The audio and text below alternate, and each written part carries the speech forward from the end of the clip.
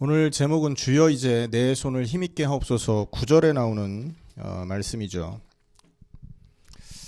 하나님께서 우리를 이제 구원해 내셨기 때문에 사실 우리는요 하나님의 그 보호와 하나님의 인도 속에 있는 것이 맞습니다.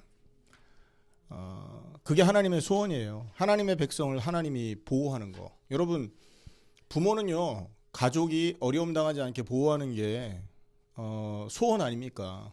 그것 때문에 일하기도 하고 그것 때문에 고통을 참기도 하고 어떨 때는 하기 싫은 것도 이렇게 하기 싫은 일도 하는 그런 선택들을 하죠. 그게 중요한 것이기 때문에 하나님도 마찬가지입니다. 창세기 1장에 보면 하나님은 인간을 하나님의 형상으로 만들었잖아요. 이 땅에 하나님의 형상으로 창조된 존재는 피조물 중에는 인간밖에 없습니다. 하나님의 형상은 뭐예요? 하나님 대신할 존재들이에요. 그리고 창세기 1장 5장에 보면 아담의 모양과 형상을 닮은 아들 셋을 말하고 있는데 거기서 말하는 모양과 형상이 결국 자녀들을 표현할 때 쓰는 관용법이라고 그랬지 않습니까? 그런데 창세기 1장 26절 28절에 보면 하나님이 자기 모양, 자기 형상대로 사람을 만드셨다라고 말했다고요. 그 말은 뭐예요? 인간이 하나님의 자녀라는 말이라는 거죠. 그러니까 이 피조물 중에는 여러분 하나님의 자녀로 만들어진 존재는 인간밖에 없습니다. 그런데 그 인간이 고통당하는 걸 하나님이 그냥 두고 보겠습니까? 아닙니다. 하나님이 그 고통과 계획, 그 어려움을 이겨나가게끔 모든 이런 어떤 공격하는 대적을 막아주시고 또 우리가 가는 길에 어려움이 생긴다면 그것들을 이렇게 해결해 주시는 게 하나님의 본성이요 또 하나님의 성품이십니다. 그걸 믿으셔야 됩니다. 그래서 여러분 로마서 8장 28절에 보면 모든 것이 합력해서 선을 이룬다고 하잖아요. 합력이라는 말은 뭡니까? 좋은 일도 속해 있는 거고 나쁜 일도 속해 있는 거고 내가 원하는 일, 내가 원치 않는 일 다 속한 겁니다. 그것이 합력이라고 그랬어요. 협력이 아닙니다. 합쳐져서 선한 일을 이루어 가게끔 하나님 만드신다라고 약속하셨어요. 우리는 그 선한 하나님의 성품을 믿는 사람들이고 그 믿음에 근거하여서 우리가 한 걸음 한 걸음 인생을 살아가는 줄 믿습니다. 자, 오늘 주여 이제 내 손을 힘있게 하옵소서라고 했습니다. 70년 포로 생활을 마치고 돌아왔고 1차 포로 이후에 지금 1차 포로 귀환 이후에 2차, 3차 포로 귀환이 있었잖아요. 이 느헤미야서에 나오는 이 기록은 마지막 그 3차 포로 귀환에 있었던 일들입니다. 1차는 스룹바벨을 통해서 성전 건축이 있었고요. 2차는 에스라를 통해서 신앙 부흥운동이 있었고 3차는 지금 느헤미야를 통해서 성벽 건축을 하고 있지 않습니까? 성벽은 그건 뭐를 말하냐? 보호막이잖아요. 성벽이 튼튼해야 외세 침입을 막는단 말이에요. 근데 그 성벽이 다 무너져 내린 겁니다. 성을 보호할 수 있는 보호막이 없으니까 이 예루살렘 사람들이 얼마나 불안하겠어요. 그러니 느헤미야가 이 앞장을 서서 그 일을 하려고 지금 많은 역사들을 지금 펼쳐내고 있는 중에 무슨 일이 벌어졌냐면 산발랏과 도비아와 아라비아 사람 게셈이라는 사람이 이 일을 지금 방해하고 있는 것입니다. 항상 그래왔습니다. 하나님의 계획과 하나님의 뜻을 이루기 위해서 하나님은 자기 백성들을 보호하려고 하지만 사단은요 그 하나님의 역사를 철저히 방해한다는데 이 사단 역사의 특징이 있죠. 여러분 창세기 3장에서도 보면 왜 사단이 아담과 하와를 공격합니까? 하나님이 가장 사랑하는 존재라서 그래요. 에스겔 28장에 보면 하늘에서 전쟁이 있었다고 하늘에 그 사단이 원래 하나님을 섬기던 천사 아니었습니까? 그런데 계시록 12장에 보면 그 천사가 하나님을 대적하고 하늘에서 전쟁을 일으켰죠. 그리고는 어떻게 됩니까? 그 전쟁에서 패배한 이 천사가 이 땅으로 쫓겨났단 말이에요. 근데 그때 아이고 기뻐라 이제 놀러 가야 되겠다 하고 이 땅으로 내려왔겠습니까? 이빨을 갈면서 하나님을 향한 증오심을 가지고 내려온 겁니다. 어떻게 하면 하나님을 가장 곤경에 처하게 만들까라는 생각을 했겠죠. 하나님과 거의 비길 만큼의 어떤 지혜를 갖고 있는 천사였기 때문에. 그래서 선택한 게 뭡니까? 인간을 넘어뜨리는 거예요. 창세기 3장에 아담과 하와에게 사단이 이렇게 내려와서 가장 중요한 하나님과의 이 관계를 유지하는 데 있어서 가장 중요하게 선택된 나무 선악과 열매를 먹으라고 종용을 하죠.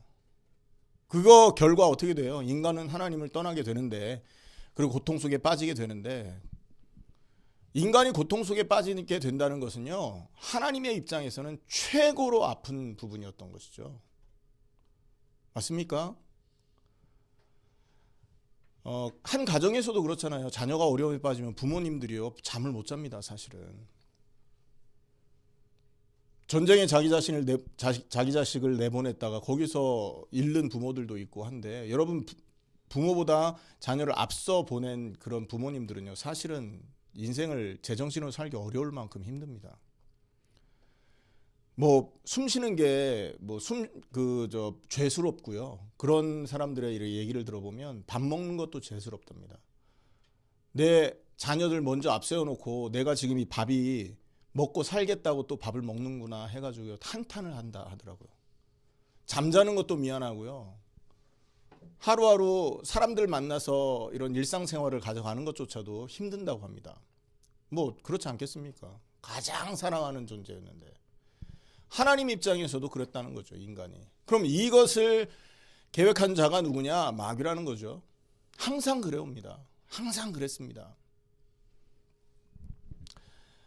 오늘 이 본문에서도 성벽을 건축하고 있는 중에 여러 번 이 도비아와 산발랏이요 방해 공작을 펼쳤단 말이에요. 근데 그게 잘 먹혀들지 않습니다. 그러니까 이번에는요, 실제로 이 성벽 건축을 주도하고 있는 인물 느헤미야를 암살할 계획을 세우는 거예요.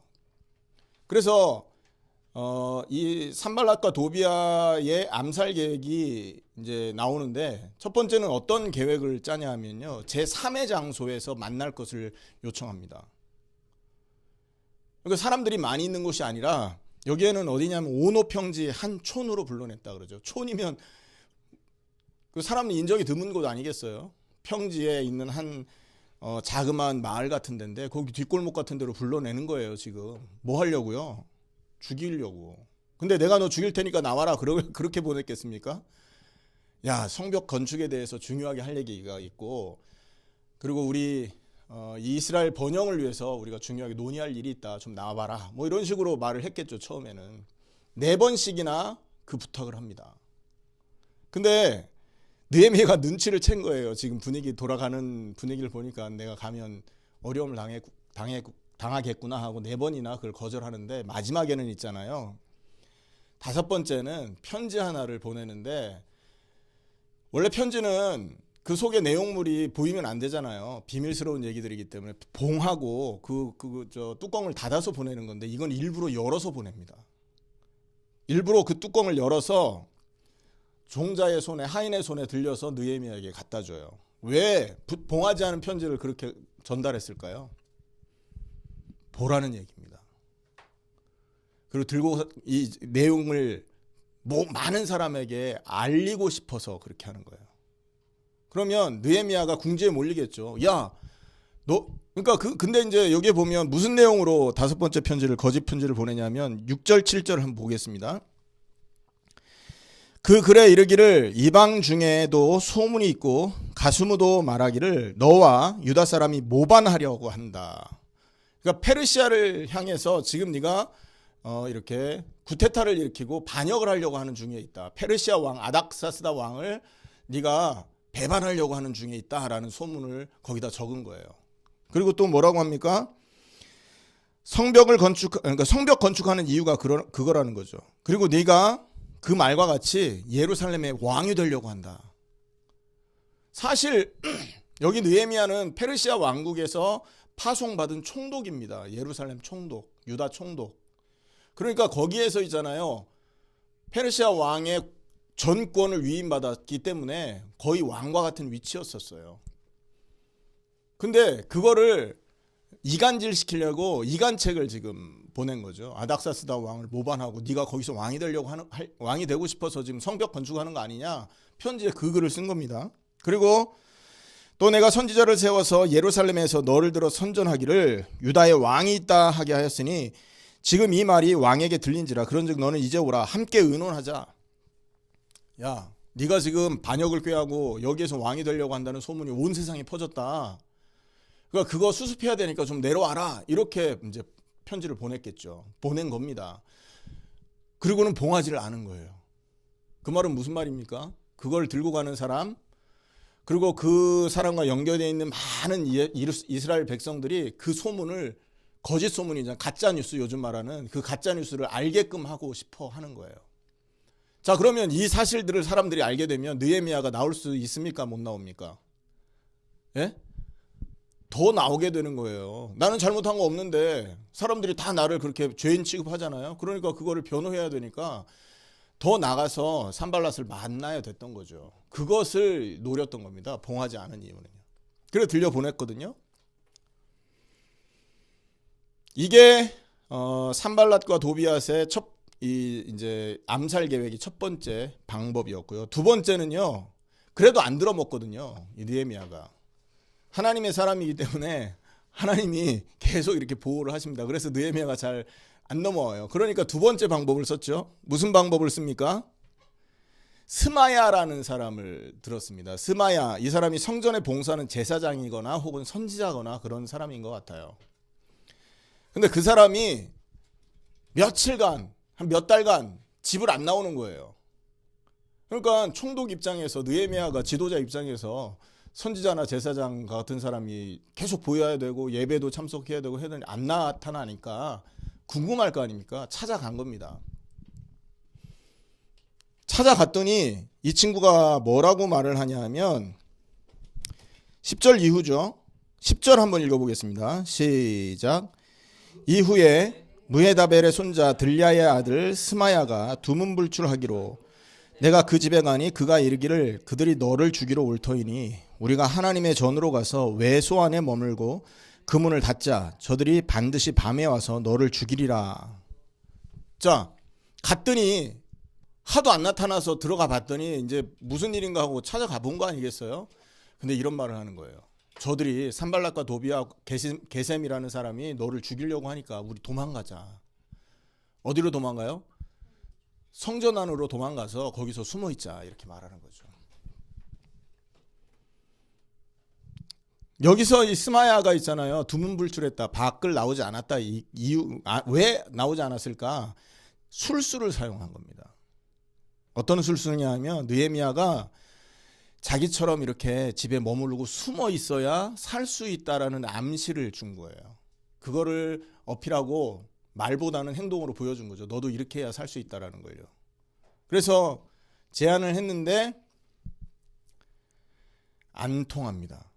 근데 여기서 보면요. 성전으로 도망가는 이것은 율법에 이렇게 규정되어 있는 거예요. 살해 위협을 받는 사람, 살해 위협을 받는 사람이 자기 자신을 보호하기 원한다면 성전에 들어가 제단뿔을 잡으면 된다고 하거든요. 제단뿔을 잡았을 때 죽이려고 추적하던 자들이 그 사람을 죽일 수가 없어요. 하나님이 법으로 금지했습니다. 자, 근데 문제는 뭐냐 하면 이 스마야가 했던 얘기에 가만히 들여다보면 있잖아요. 재밌는 구석이 나오는데 제단뿔을 잡자 이렇게 말을 했어야 되잖아요. 정확하게. 그렇지 않았다는 겁니다. 단지 뭡니까? 외소 안으로 들어가자. 성전 안으로 들어가서 성전 중앙을 말한다는데요. 성전은 왜 성소가 있고 지성소가 있지 않습니까? 바로 그 성소를 말하는 겁니다. 지성소와 그 현관 문 사이. 이해되시죠? 그 안에 들어가서 숨어 있자 이렇게 말한 거예요. 그럴듯하지만 뭔가 어설픈 해결책인 거죠. 어쨌든 그러니까 이거는 제단뿔이 위치한 곳하고는 전혀 상관없는 성전의 중앙 부분을 말해요. 이런 식으로 해서 이 산발랏과 도비아가 내부에 있는 선지자를 매수를 합니다. 하여튼 무슨 짓을 하고 있는 겁니까? 하여튼 이 느헤미야를 죽이려고 별의별 짓을 다 하는 거예요. 편지도 편지를 가져다 이제 주면서 밖에서 만나자 제안도 해보고 그것이 안 통하니까 아예 그 안에 있는 사람을 꼭 이렇게 꼬드겨서 그 사람한테 뭐 돈을 줬겠죠. 그 사람 매수한 겁니다. 매수해서 사실은 느헤미야를 죽여보려고 온갖 술수책을 다 사용한 것이죠. 자, 근데 참 감사하게도 하나님이 이 느헤미야를 보호하십니다. 그리고 하나님이 은혜를 주시고 지혜를 주셔서 이 느헤미야가 산발랏과 도비아의 그리고 아라비아 사람 게셈의 공격을 적절하게 대처를 한다는 거죠. 우리가 여기에서 메시지를 받아야 됩니다. 사단은 하나님의 뜻을 위해서 깃발을 들고 일어선 하나님의 백성들을 호시탐탐 노립니다. 우는 사자처럼 삼킬자를 찾는다고 하지 않습니까? 항상 우리는요 경계해야 된다고요, 사단의 역사를. 근데 이게 있죠, 우리의 힘으로는 절대 사단의 역사를 막을 수가 없다는데 우리는 이 생각을 집중해야 돼요. 우리 스스로 우리의 지혜로 우리의 능력으로 우리의 경험으로 마귀의 권세, 마귀의 힘은 절대 막을 수가 없습니다. 사단이 얼마나 지혜로운지, 우리가 약한, 우리가 가지고 있는 약점을 얼마나 잘 아는지요. 그것을 가지고 하여튼 한 가정 무너뜨리고 한 교회 무너뜨리고 한 지역을 완전히 장악하는 아주 놀라운 재능을 갖고 있지 않습니까? 그렇기 때문에 성경이 말한, 또 성경에서 보여준 이 사단의 공격을 막은 이 방법들을 우리가 반드시 메시지로 가지고 있어야 됩니다. 자, 한 가지 참고로 오늘 하나님이 이 말씀을 주시는 이유는 어디 있을까요? 사단의 역사를 막아 방어할 수 있도록 하시기 위해서 주시는 겁니다. 그게 첫 번째 의도고요. 자, 그럼 이 말씀을 받는 우리는 어떤 자세로 받아야 됩니까? 어떻게 막게 하실 것이냐? 무엇을 가지고 막게 하실 것이냐? 어떤 환경으로, 어떤 사건으로, 어떤 만남으로 이것들을 넘어갈 수 있게 하실 것이냐? 이 생각을 가지고 한 주간 기도해야 되겠죠. 자, 그러면 다시 본문으로 돌아와서 느헤미야는 어떠한 대처를 했느냐라는 겁니다. 자, 사단이 편지를 가지고 자기의 의도를 숨겨서 이 느헤미야를 불러내려고 했잖아요. 한마디로 말해서 거짓 메시지로 우리를 공격하는 것입니다. 하나님의 백성이고 하나님이 함께하고 전능하신 하나님의 보호 속에 있는 우리가 늘 안 된다, 늘 못한다, 아유 불가능하다, 혹은 하나님의 말씀과 하나님의 계획, 가장 값지고 가장 보배로운 이 축복보다 자기를 더 행복해 줄 가치 없는 것을 쫓아다니는 그런 수준으로 만들어버리잖아요. 그래서 하나님의 엄청난 그 은혜 속에 들어가기 주저하고 내가 원하는 것을 향해서 쫓아갈 수 있도록 자꾸 다른 것에 시간 뺏기게 하고 우선순위 바뀌어지게 만들고 막 그렇게 만들거든요. 왜 그럴까요? 사단의 거짓 메시지에 속기 때문에 그렇습니다, 여러분. 학교에서 하나님의 말씀이 최고다라는 말씀 가르칩니까? 여러분, TV나 뭐 영화나 드라마나 하나님의 영광을 위해서 인간이 창조되었다는 얘기 합니까? 그런 얘기 나오면요, 그 영화 닫아야 돼요. 그런 드라마 만들면요, 필히 살아남지도 못합니다. 학교에서 선생님이 아이들에게 그런 얘기, 여러분, 그런 분위기만 만들어도 학교에서 그 선생님이 잘라버리는 시대가 됐다니까요. 절대 학교나 이런 데는 들을 수가 없어요. 전부 우리가 무슨 메시지에 젖어 있냐면 마귀의 거짓 메시지에 이렇게 젖어 살고 있는 것입니다. 약육강식, 다른 사람을 네가 성공하려면 약한 사람은 밟고 일어서야 돼. 돈이면 다니까 돈을 위해서 모든 걸 희생해. 뭐 이런 얘기들 많이 듣지 않습니까? 네가 성공해야지 무슨 교회를 가. 네 성공하는데, 네가 인생 살아가는데 교회가 밥 먹여줘? 이런 얘기 많이 들어봤죠. 이게 전부 사단의 거짓 메시지입니다. 근데 너무나 아이러니컬하게 이런 메시지에 우리가 젖어 있다는 거예요. 그래서 우리의 판단과 우리의 행동의 방향이 그 거짓 메시지에 방향이 맞춰져 있는 겁니다. 여러분, 안 된다, 이게 그 메시지에 젖어 있기 때문에 나오는 반응입니다. 못한다, 아니 여기서 뭐 불가능 없다, 그 말을 하는 게 아니에요. 우리의 생각 자체가 하나님의 말씀을 의지하지 않고 내 경험과 세상의 풍속과 세상의 기준을 쫓아가는 그런 삶을 살고 있을 때가 많다는 얘기죠. 자, 그렇다면 이런 사단의 속임수를 이기기 위해서 우리는 어떻게 해야 되느냐? 느헤미야가 어떻게 대처를 했는지를 보기 바랍니다. 느헤미야가 그 편지를 받았을 때 어떤 대처를 했습니까? 3절입니다. 3절. 같이 읽습니다. 시작. 내가 곧 그들에게 사자들을 보내어 이르기를 내가 이제 큰 역사를 하니 내려가지 못하겠노라. 어찌하여 역사를 중지하게 하고 너희에게로 내려가겠느냐 하매. 자, 내가 지금 성벽 건축을 하고 있고 1절에 보니까 성문 문짝을 아직 달지 못한 상황이잖아요. 여러분, 성을 막 이렇게 지었는데 곳곳에 문들이 뻥뻥 뚫려 있는 거예요. 그냥 단순히 예루살렘 성벽이요, 그냥 문 하나로 돼 있는 게 아니잖아요. 마문도 있었고 양문도 있었고 뭐 별의별 문이 다 있었잖아요. 근데 그 문들을 아직 달지 못했던 거죠. 그러니까 사실 이 말은 그 산발랏의 제의를 거절하기 위한 말이 아니고 실제로 그런 겁니다. 바빴던 거예요. 자, 여기서 뭘 깨달아야 되겠습니까? 사단은 항상 우리를 건듭니다. 우리를 무너뜨리려고 합니다. 이럴수록 뭐 해야 된다? 하나님의 뜻과 계획이 무엇인지를 알고 그 뜻과 계획을 이루는 것에 우리가 매진해야 된다는 거예요. 고삐를 늦추면 안 된다는 거죠. 아멘. 하나님이 이 시대에 원하는 사명을 우리에게 주셨지 않습니까? 예수님이 다시 오실 것이다. 그리스도가 다시 오실 것이다 라는 약속을 주셨지 않습니까?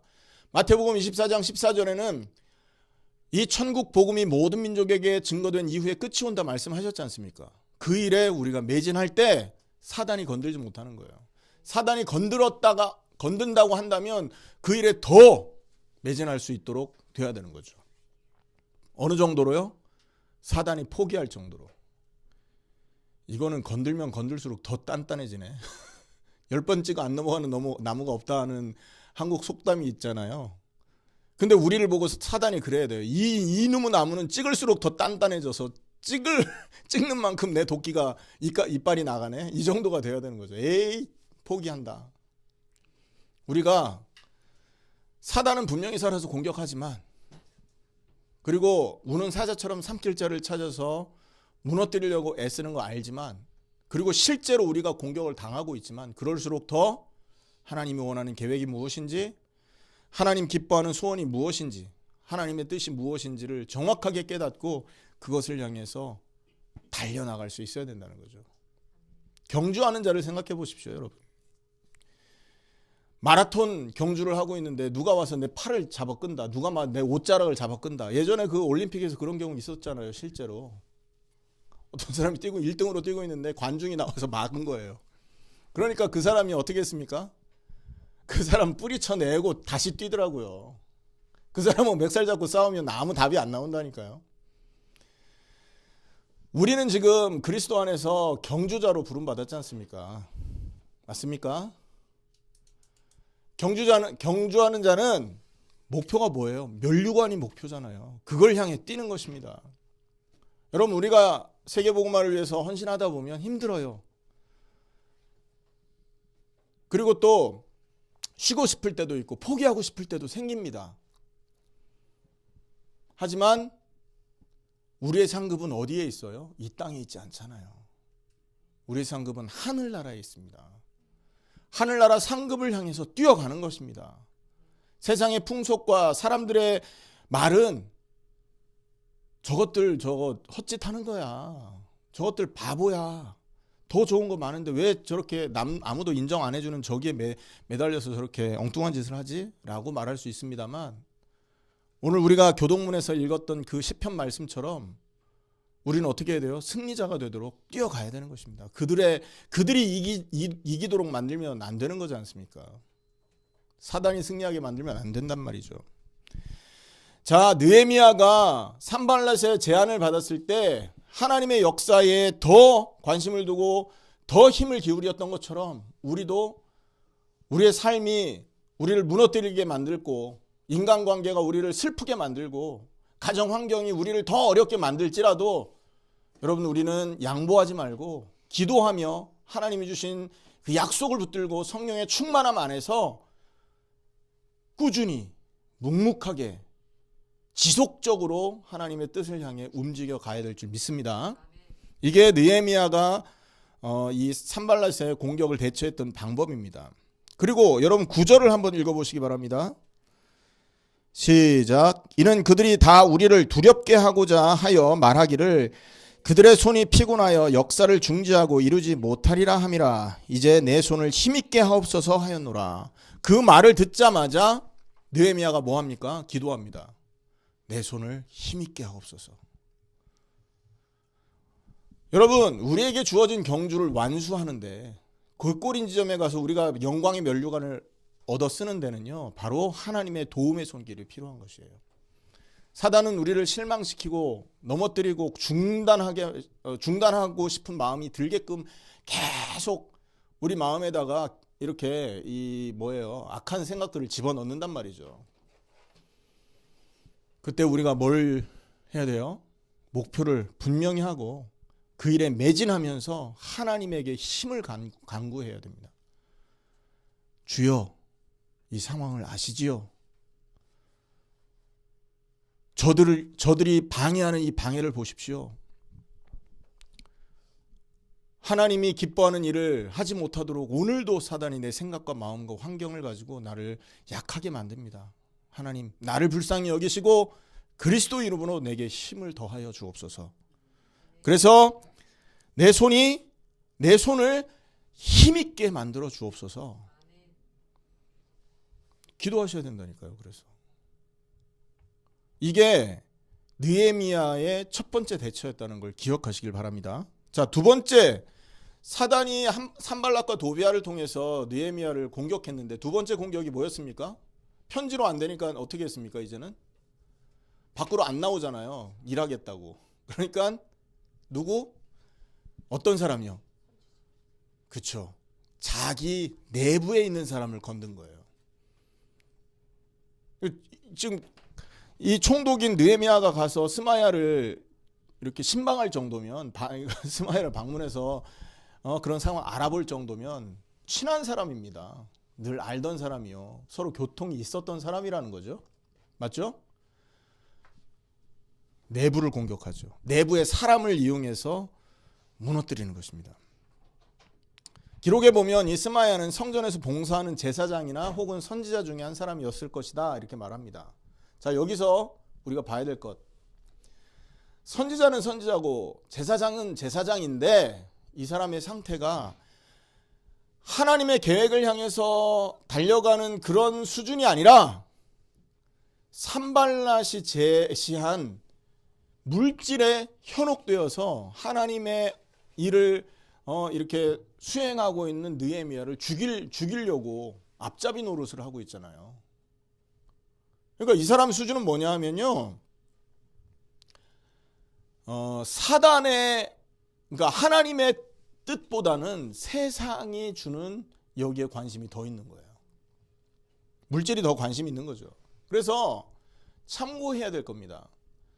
하나님의 말씀에 붙들려 있지 않으면, 하나님의 말씀에 붙들려 있지 않은 사람, 혹은 목사, 또는 전도사, 권사, 집사, 하나님의 말씀에 붙들려 있지 않는 사람들은 그 직분이 어떠하든 간에 반드시 사단의 도구가 된다는 걸 기억하셔야 됩니다. 이해되십니까? 사단은요, 말씀 앞에만 무너지게 돼 있다니까요. 심지어 오늘 이 스마야는요, 말씀을 가지고 느헤미야를 공격하는 수준이었다니까요. 그러니까 그냥 단순하게 그냥 말씀 붙들고 열심히 성경 읽고 이 정도가 아니라 거기에 내 생각과 중심과 마음과 영혼이 그 말씀에 담겨 있어야 되는 거예요. 그래야 말씀이 이끄는 대로 우리 삶이 이끌려 간다니까요. 여러분 한번 물어보겠습니다. 어떤 친구가 그런 얘기를 하대요. 목사님, 저는 너무 이 정욕을 제어할 수가 없습니다. 그래서 막 길거리에 다니고 있는 여자 아이들을 보면 막 마음이 주체를 못하겠습니다. 그래서 눈을 감고 다닐 수도 없고 미치겠습니다. 그러더라고요. 한날은. 기도해라 그랬더니 기도한대요. 그래도 안 된대요. 얼마나 기도하는데 뭐 한대요 어쨌든. 근데 또 한날은 또 뭐라냐면 목사님 이제는 이렇게 안 되겠습니다. 도저히 끊을 수가 없습니다. 그 생각을 막을 수가 없습니다. 저는 요즘에 기도를 하는데 고자 되기를 위해서 기도하고 있습니다. 그러는 거예요. 해결책 아니잖아요, 여러분. 그런다고 거기서 빠져나옵니까? 고자가 돼 본들 뭐 그런 본성이 어디 가겠어요? 여러분 역사상에 보면 내시들이 얼마나 죄를 많이 짓고 살았는데요. 자, 해결책이 뭐냐? 그 하나님의 말씀에 내 영혼이 담기는 게 해결책이라는 거예요. 하나님이 주신 말씀이 내 뜻과 마음과 내 정성을 다해서 완전히 성취될 것을 믿는 믿음에 이르를 수 있을 때 어떻게 됩니까? 사단의 공격이 떠나가는 것입니다. 그렇지 않으면요, 목사도 판판이 넘어집니다. 장로도 넘어지고 권사도 넘어지고 여러분 다 넘어지는데 그럼 학생들은 뭐 온전하겠습니까? 요즘 말씀 없는 학생들 얼마나 많습니까? 자, 한번 물어보겠습니다. 우리 여기 있는 학생들은요, 그래도 하나님 말씀 매주 듣습니다. 근데 한번 물어볼게요. 여러분 평상시에 성경 읽는 사람 한번 손 들어보세요. 자, 내리시고. 자, 두 번째 질문합니다. 저 뒤쪽에 손 든 사람 좀 있어요. 두 번째 질문합니다. 성경을 한 번이라도 전체 통독을 해보신 분 손 들어보세요. 네? 학생. 뭐 어른들이야 뭐. 이런 수준이라면 여러분 우리가 어떻게 사단의 그 공격을 이기겠어요? 다른 걸로 가득 차 있는 거죠. 느헤미야는 있잖아요. 이 스마야가 하는 이상한 메시지를 분별합니다. 뭐라고 얘기했습니까? 뭐가 이상한 메시지죠? 스마야 섞인 메시지 하고 있었어요. 성전에 들어가면 살 수 있다는 얘기했잖아요. 근데 진짜는 뭐를 말씀했어요? 성전에 제단불을 잡아야 된다고 했다고요. 제단불 얘기는 하나도 안 했어요. 그냥 성전 두루뭉실 그 안에 들어가면 된다 그랬지. 느헤미야는 그걸 간파한 겁니다. 여러분 지금 말하는 이 스마야의 얘기는 그 성전 중앙을 말한다고요. 제단불은 그 입구에 있다니까요. 근데 지금 그거를 분별 못했다면 느헤미야 어떻게 되겠어요? 그래 가자. 가면 살 수 있겠지 하고 들어갔겠죠. 거기 가서 죽었을 겁니다. 평신도든 학생이든 목사든 장로든 다 약한 사람이에요. 반드시 뭐 해야 됩니까? 하나님의 말씀을 정말로 중심과 마음과 영혼을 담아서 들을 수 있어야 됩니다. 누가 가라니까 그냥 억지로 딸려오고 누가 보내니까 그냥 억지로 보내지고 이런 수준으로 신앙생활을 해가지고 절대 마귀 못 이겨요. 오늘 스마야처럼 마귀의 앞잡이 노릇한다니까요. 그리고 또 하나, 여기서 그러니까 사단이 어떤 식으로 공격한다?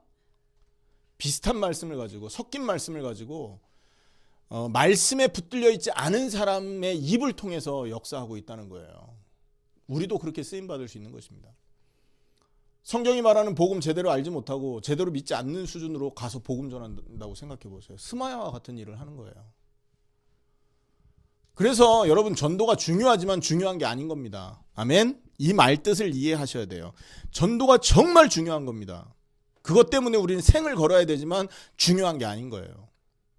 뭐가 안 되면 성경이 말하는 복음이 무엇인지 정확하게 깨닫고 그 성경이 말하는 복음을 내가 정확하게 마음과 정성과 뜻과 모든 영혼을 담아 믿지 않는다면 그거는 우상이 되는 겁니다. 내 목적을 이루기 위한 도구로 쓰여지는 거죠. 얼마나 악합니까 여러분. 수만 명씩 모아놓고 사람들에게 독을 얘기하고 있잖아요. 예수 믿으면 복 받는다. 그 독이라니까요 여러분. 예수 믿으니까 병 고침 받는다 하니까 수만 명씩 몰려들지 않습니까? 병 고쳐놓고 뭐 할 건데요. 할렐루야. 심각한 겁니다 지금. 말씀에 붙들리지 않은 자를 사용하여서 거짓 메시지를 흘리는 거예요. 그 사단의 공격을 이기려면 반드시 우리가 말씀에 붙들려 있어야 되는 겁니다. 성경이 말하는 정확한 복음에. 아멘. 성경이 무슨 복음을 말합니까? 예수는 그리스도라고 선포하고 있습니다. 그리스도 대신 예수님이 십자가에 죽었기 때문에 그 죽음이 나의 죽음으로 받아들여지는 순간 우리는 변화되는 겁니다. 우린 여기서 갈등하고 있는 거예요. 과연 예수님이 죽으신 그 자리에 내 옛사람, 내가 살아왔던 모든 생이 함께 죽고 없어졌다는 그 사실이 진짜로 내 마음 중심으로 믿어지느냐라는 거죠. 그게 아직 믿어지지 않는다면 우리는 아직 우상숭배하고 있는 거라니까요. 그 사실을 영접했느냐라는 거예요. 그 죽음을, 나의 죽음으로. 그 죽음을 내 죽음으로 영접할 수 있다면 여러분, 물속에 장사 지내진 사람처럼 죽어 없어지게 되는 겁니다. 그리고 물속에 있던 사람을 세례시에 다시 들어 올리죠. 새로운 생명을 얻게 되는 겁니다. 누구와 함께? 부활하신 예수님과 함께. 성경이 말하는 정확한 복음의 이해가 있어야 돼요.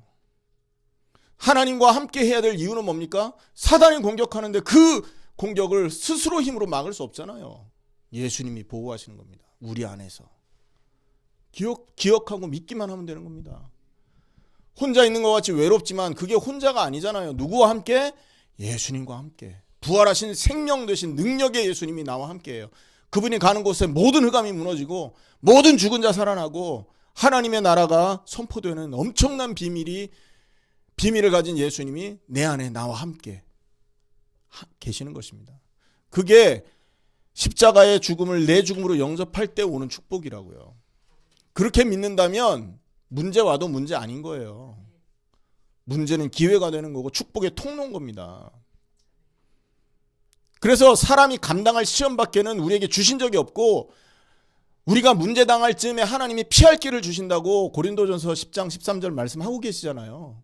그게 부활하신 예수님과 함께하는 자에게 통하는 얘기라니까요. 무슨 말인가 이해되시죠? 그런데 아직 이게 안 되는 거예요. 맨날 섞인 메시지 듣고 희미한 메시지 듣고 비슷한 말씀에 그게 진리인 줄 알고 쫓아다니니까. 말씀을 정확하게 해석했다는 거예요. 성경의 복음을 정확하게 알고 우리는 말씀을 듣고 이렇게 분별할 수 있어야 됩니다. 자, 그리고 두 번째 시험에서 이 느헤미야가 빠져나올 수 있었던 이유가 또 하나가 있습니다. 그게 뭐냐면 느헤미야의 위치를 정확하게 알았던 거예요.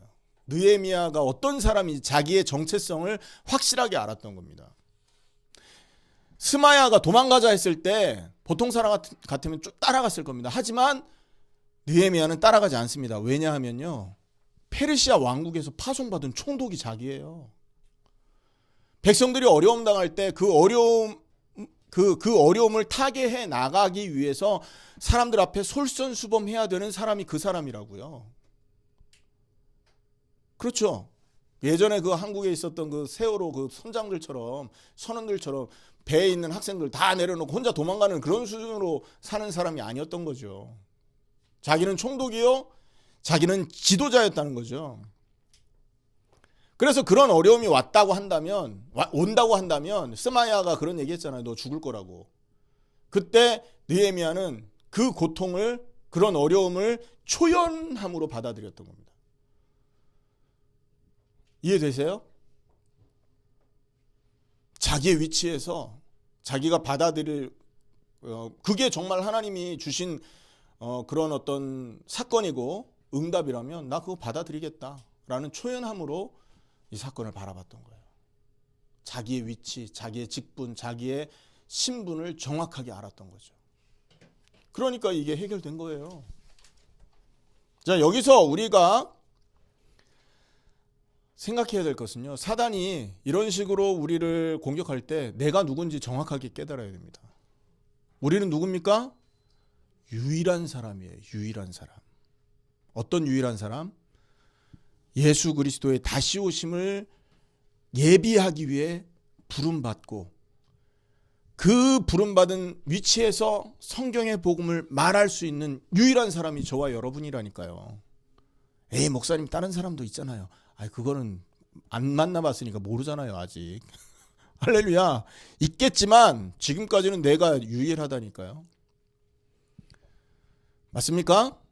성경의 복음을 정확하게 말하기로 부름받은 유일한 사람이 저와 여러분이라고요. 그리고 또 우리는 누굽니까? 십자가에서 죄악된 옛사람이 한 단번에 영원히 완전히 죽어 없어진 새로운 사람들이라고요. 아멘? 우리가 누군지를 정확하게 깨달으세요. 그리고 또 우리는 누굽니까? 그 십자가의 죽음을 나의 죽음으로 영접했기 때문에 부활하신 예수님이 능력으로 함께하는 하나님의 백성된 사람들이에요.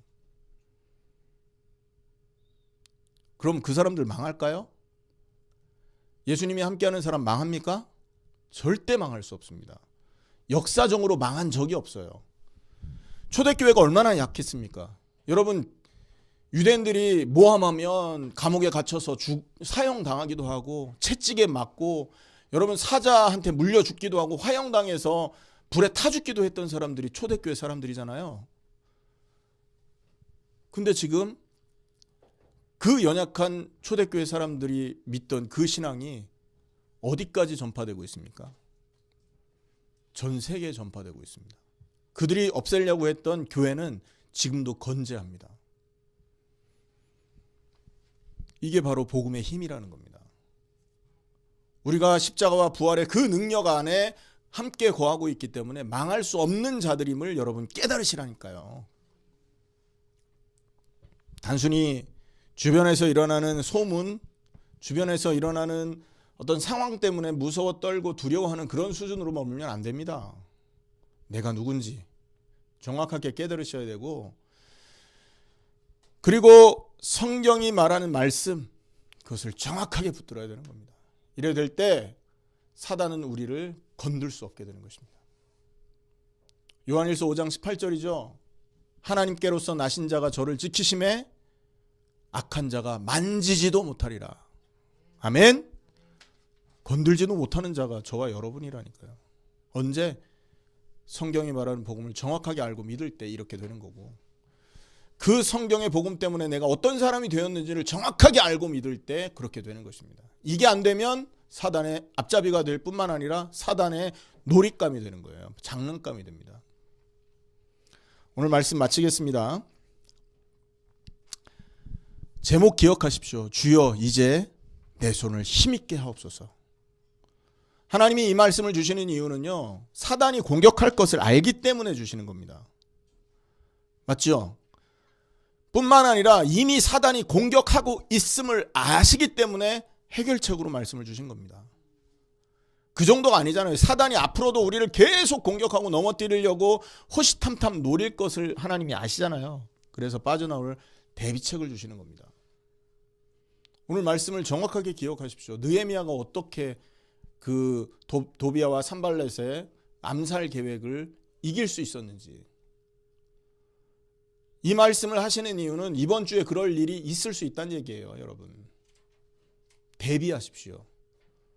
그리고 그런 상황 앞에서 우리가 말씀을 붙들고 있다면 어떻게 되겠습니까? 하나님의 응답을 보게 될 겁니다. 홍해 앞에 섰지만, 두려움의 자리지만 그 자리가 응답의 자리인 거예요. 그 자리에 서지 않았다면 홍해 갈라지는 거 볼 수 있었을까요? 못 보잖아요. 애굽에 있었다면 어떻게 홍해 갈라지는 걸 볼 거예요.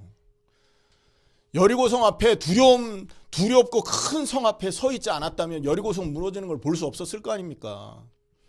마찬가지입니다. 사단이 우리를 공격할 거지만, 심지어 우리가 그 위기의 자리에 있을 수 있겠지만, 그 자리가 응답의 자리가 응답의 자리이기 때문에 하나님이 그렇게 허락하신 겁니다.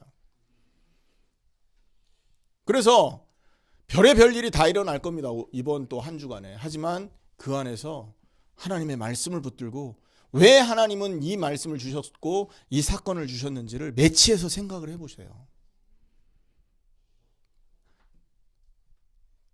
제발 한 가지라도 여러분이 하나 찾아내 보세요. 왜 하나님이 이 사건 주셨지? 이번 주에 이 말씀을 주셨는데 이 사건이 왜 왔지? 무슨 말인가 이해되시죠?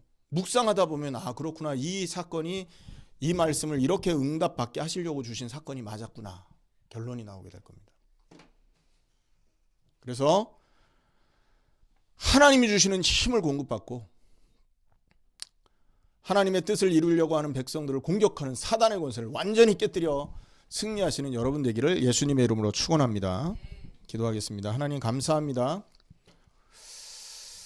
주여, 이제 내 손을